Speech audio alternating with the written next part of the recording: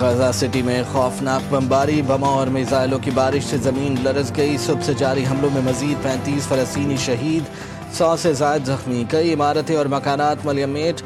فوج دو اطراف سے شہر کے مرکز کی جانب بڑھنے لگی، لوگ جانیں بچا کر بھاگنے پر مجبور۔ لٹے پٹے قافلے جنوب کی جانب رواں دواں، شمال مشرقی غزہ میں ٹیلی فون اور انٹرنیٹ سروس معطل، اسپتالوں کے لیے صرف 72 گھنٹوں کا ایندھن رہ گیا۔ صہیونی وزیر دفاع اسرائیل قادس کی یمنی سپریم لیڈر عبد المالک الحوثی کو قتل کی کھلی دھمکی، ایکس پر لکھا تمہارا وقت جلد آئے گا، تمہیں تمہاری حکومت کے مارے گئے ارکان سے ملنے بھیج دیا جائے گا جو جہنم کے گہرائیوں میں انتظار کر رہے ہیں۔ عنقریب دارالحکومت صنعا پر قبضے اور اسرائیلی پرچم لہرانے کا دعویٰ کر ڈالا۔ غزہ کا ظلم 700 دن پہلے شروع نہیں ہوا، فلسطینی عوام ایک صدی سے ایک سفاک نو آبادیاتی منصوبے کے بوجھ تلے زندگی گزار رہے ہیں۔ اقوام متحدہ کی خصوصی نمائندہ فرانسسکا البنیز یورپ کی بے حسی پر پھٹ پڑیں، کہا برطانیہ نے بیلفور اعلامیے کے ذریعے تباہی کا بیج بویا، ایک ایسی زمین دینے کا وعدہ کیا جو کبھی ان کی ملکیت نہیں تھی، یورپ نے نسل پرستی کے ذریعے مسلط کیا۔ ایران سے اقتصادی پابندیاں مستقل طور پر ہٹانے کی قرارداد مسترد، سلامتی کونسل میں قرارداد کے حق میں روس، چین، پاکستان اور الجزائر نے ووٹ دیا، 2 ممالک غیر حاضر، 9 ممالک کی مخالفت، معاہدہ نہیں ہوا۔ 18 ستمبر سے ایران پر یورپی پابندیاں دوبارہ عائد کر دی جائیں گی۔ پاکستانی مستقل مندوب عاصم افتخار نے کہا ایرانی ایٹمی پروگرام سے متعلق مسائل بات چیت سے حل ہونا چاہیے، کامیابی کے لیے سفارتکاری کو مزید موقع دینا چاہیے، ایسے ٹکراؤ سے بچا جائے جس سے معاملات مزید خراب ہوں۔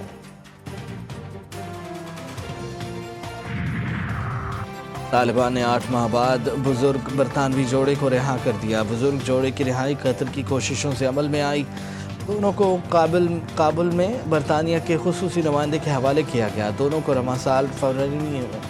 حراست میں لیا گیا تھا۔ افغانستان میں خواتین اور بچوں کی تعلیم کا پروگرام چلا رہے تھے، انہیں باضابطہ افغان شہریت دی گئی تھی۔ دونوں دوحہ پہنچنے پر برطانوی جوڑے کے اہل خانہ خوشی سے نہال۔ گجرات میں 1 گھنٹے کی موسلادھار بارش نے شہر کو پھر ڈبو دیا، نشیبی علاقے زیرآب، گلی محلوں میں کئی فٹ پانی جمع،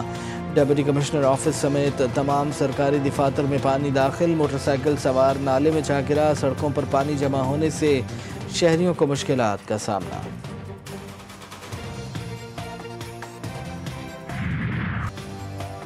سکھر بیراج پر 24 گھنٹوں کے دوران پانی میں 24,000 کیوسک کی کمی ریکارڈ، ریلا پیر منگل تک کوٹری بیراج پہنچے گا، مہر سے سیلابی ریلا لاڑکانہ سہون بچاؤ پنت سے آج ٹکرائے گا، متاثرہ علاقوں سے لوگوں کی نقل مکانی، دادو مورو پل پر پانی کی سطح میں اضافہ، مہڑ اور دادو تحصیل کے کچے کے علاقے متاثر۔ الحمدللہ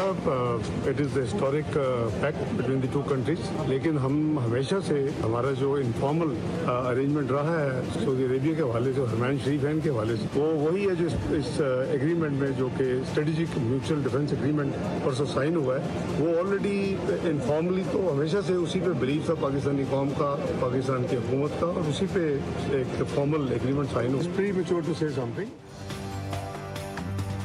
سعودی عرب سے معاہدہ ایک رات میں طے نہیں پایا، کئی ماہ لگے، نائب وزیر اعظم اسحاق ڈار کہتے ہیں پاکستان اور سعودی عرب کے درمیان ہونے والا معاہدہ تاریخی ہے، دیگر ملک بھی معاہدے کا حصہ بننے کی خواہش رکھتے ہیں، پاکستان پر پابندیوں کے بعد سعودی عرب کی حمایت بڑی اہم تھی، سعودی عرب نے ہمیشہ پاکستان کے مشکل وقت میں ساتھ دیا، وزیر دفاع خواجہ آصف نے کہا سعودی معاہدے کی کوئی خفیہ شرائط نہیں، خلیجی ممالک شامل ہو سکتے ہیں۔ الجزیرہ ٹی وی کو انٹرویو میں کہا پاکستان اور سعودی عرب کے درمیان سیکیورٹی معاہدے کے بعد اور خطے کی موجودہ صورتحال کو دیکھتے ہوئے فطری طور پر اس کا دائرہ کار دوسرے ممالک تک بھی بڑھے گا۔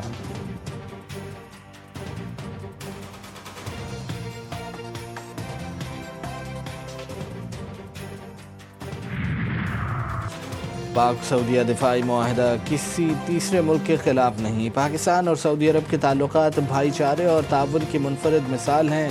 ترجمان دفتر خارجہ شفقت علی خان نے کہا پاکستان اور سعودی عرب کی قیادت دونوں ممالک کے تعلقات کو نئی بلندیوں تک لے جانے کا عزم رکھتی ہے، دونوں ممالک کے درمیان دفاعی تعاون بڑھانے اور مشترکہ سلامتی یقینی بنانے کی عکاسی کرتا ہے۔